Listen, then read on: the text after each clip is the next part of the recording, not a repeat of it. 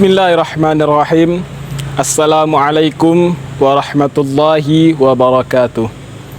Alhamdulillahilladzi arsala rasulahu bil huda wa dinil haqq liyudhhirahu 'alad dini kullih wa kafa billahi syahida.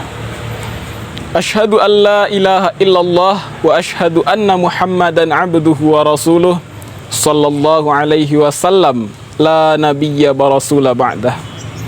Alhamdulillah, puji dan syukur mari sama-sama kita panjatkan kehadiran Allah Subhanahu wa taala. Allah yang sampai saat ini masih memberikan limpahan rahmat dan karunia kepada kita. Allah yang masih memberikan kesempatan waktu kepada kita untuk meningkatkan derajat keimanan dan ketakwaan. Allah yang juga masih memberikan kepada kita petunjuk atas siratal mustaqim, jalan yang lurus, jalan yang ditempuh oleh orang-orang yang telah diberi nikmat oleh Allah dari kalangan para nabi, kalangan siddiqin, syuhada dan salihin. Selanjutnya salawat dan salam semoga senantiasa tercurahkan kepada baginda Rasulullah Nabi besar Muhammad sallallahu alaihi wasallam. Beliau yang telah berjuang susah payah, bersimbah darah, memperjuangkan harga diri umat Islam, sehingga akhirnya beliau berhasil menegakkan kalimat tauhid la ilaha illallah di permukaan bumi yang fana ini. Hadirin yang dirahmati oleh Allah Subhanahu wa taala, Islam adalah agama sempurna yang memberikan bimbingan, tuntunan serta arahan agar semua kehidupan yang dijalani oleh manusia berakhir bahagia, baik di dunia maupun di akhirat. Maka oleh karena itu Islam memberikan beberapa perintah dan larangan. Di antaranya adalah larangan untuk meninggalkan generasi yang lemah.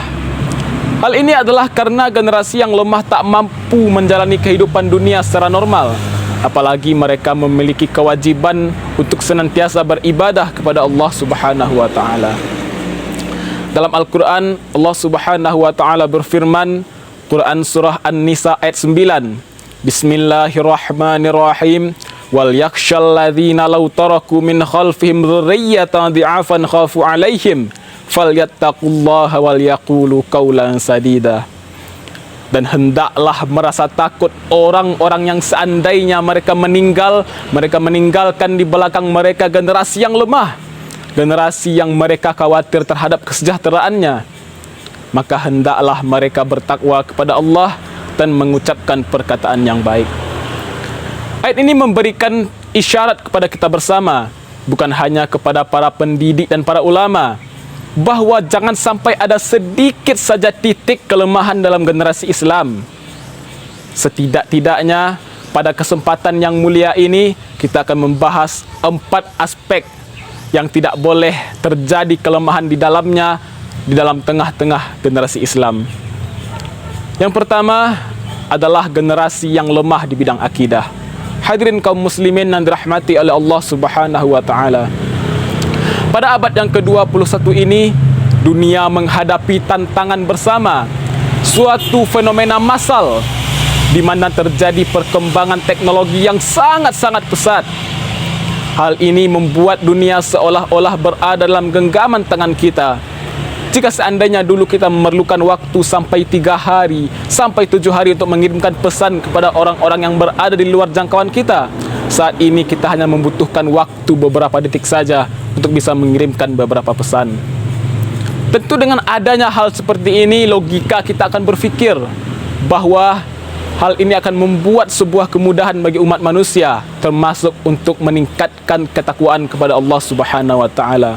Namun kesayangannya, hal yang sangat-sangat pahit yang harus kita telan adalah bahwa justru teknologi yang seharusnya memudahkan manusia ini justru menjauhkan mereka dari Tuhannya.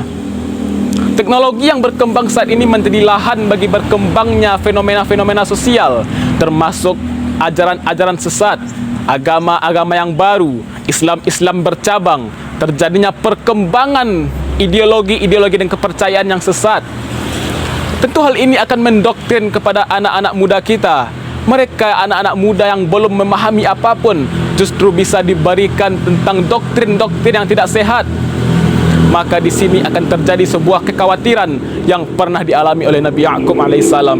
Dalam surah Al-Baqarah ayat 133, Nabi Ya'qub bertanya kepada anak-anaknya, "Ma ta'buduna min ba'di?" Apa yang akan kalian sembah setelah sepeninggalku? Maka untuk menjalani hal yang seperti ini, perlu adanya pendidikan akidah kepada anak-anak kita, sebagaimana yang telah dicontohkan oleh Luqmanul Hakim dalam Al-Quran surah Luqman ayat 13. Wa idh qala Luqmanu libnihi wa huwa ya'idhuhu ya bunayya. Dan ingatlah ketika Luqman memberikan pelajaran kepada anaknya, ia berkata, la tusyrik billah, janganlah engkau mempersekutukan Allah. Inna syirka la zulmun azim, karena sesungguhnya syirik adalah sebuah kezaliman yang besar.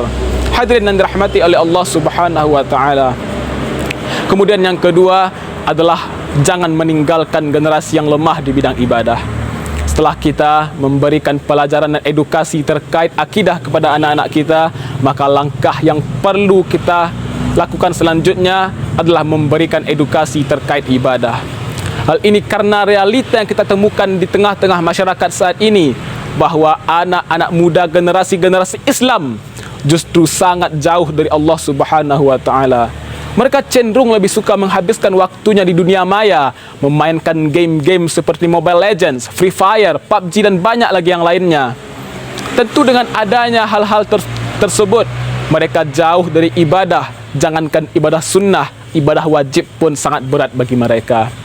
Dan ternyata fenomena seperti ini sudah diabadikan oleh Allah dalam Al-Quran surah Maryam ayat 59. Fakhalafa min ba'dihim khalfun adha'us salah wattaba'us syahawat fasawfa yalquna ghayya. Dan kemudian akan datang kepada mereka generasi pengganti yang mengabaikan salat, menuruti hawa nafsu mereka, dan mereka adalah orang-orang yang sesat. Hadirin kaum muslimin yang dirahmati oleh Allah Subhanahu wa taala, maka oleh karena itu mestilah kita sebagai orang tua memberikan teladan yang baik kepada anak-anak kita. Mestilah dari umur yang kecil, dari sejari dini, kita ajarkan kebiasaan-kebiasaan ibadah kepada mereka, sehingga ini akan menjadi komitmen bagi mereka untuk dibekal yang akan datang. Selanjutnya yang ketiga adalah larangan untuk meninggalkan generasi yang lemah di bidang ilmu. Satu lagi hal yang perlu menjadi poin penting bagi kita dalam umat Islam adalah kepentingan posisi ilmu dalam umat Islam. Jika kita berkaca pada beratus-ratus tahun yang lalu, kita bisa melihat bagaimana Islam berkembang di tengah-tengah dunia internasional. Hal itu adalah karena adanya perkembangan ilmu yang sangat hebat. Kita bisa melihat dalam bidang matematikawan ada Al-Khawarizmi. Dalam bidang kedokteran ada Ibnu Sina. Mereka dapat mendakwahkan Islam melalui keilmuan-keilmuan yang mereka padani. Maka dalam kehidupan yang saat ini sudah menjadi hal yang wajar jika ilmu menempati posisi yang tinggi dalam kehidupan bermasyarakat. Karena jika tanpa ilmu mustahil kita bisa membedakan mana hal yang benar, mana hal yang salah.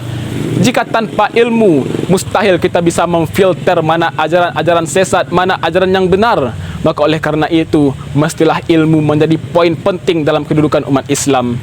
Hal ini juga sebagaimana dikatakan oleh Rasulullah dalam hadisnya, man aradat dunya fa'alaihi bil ilmi, wa man aradal akhirata fa'alaihi bil ilmi, wa man aradahuma fa'alaihi bil ilmi. Jika kalian menginginkan dunia, kata Rasulullah, dengan ilmu. Jika menginginkan akhirat juga dengan ilmu. Dan jika ingin mendapatkan kedua-duanya, mestilah juga dengan ilmu.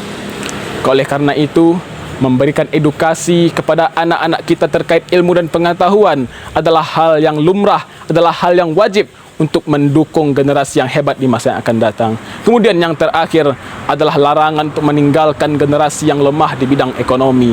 Sudah menjadi hal yang sangat-sangat lumrah dan wajar jika seandainya ekonomi menjadi penunjang paling penting dalam hidup dan kehidupan di dunia. Jika seandainya terjadi kelemahan ekonomi dalam generasi Islam, ini bisa menjadikan mereka generasi yang pengemis, generasi yang suka meminta-minta, generasi yang hanya punya mental untuk mengharapkan bantuan dari orang lain.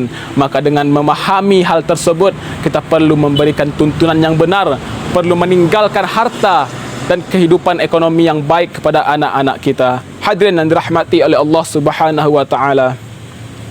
Setelah kita memahami 4 poin Yang mana dalam 4 poin tersebut adalah poin yang tidak boleh kita wariskan kepada generasi muda.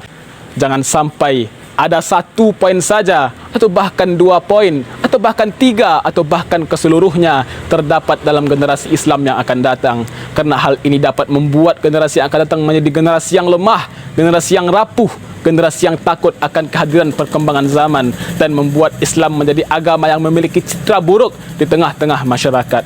Mungkin itulah tausiah yang dapat kita sampaikan pada hari ini. Billahi taufik wal hidayah. Assalamualaikum warahmatullahi wabarakatuh.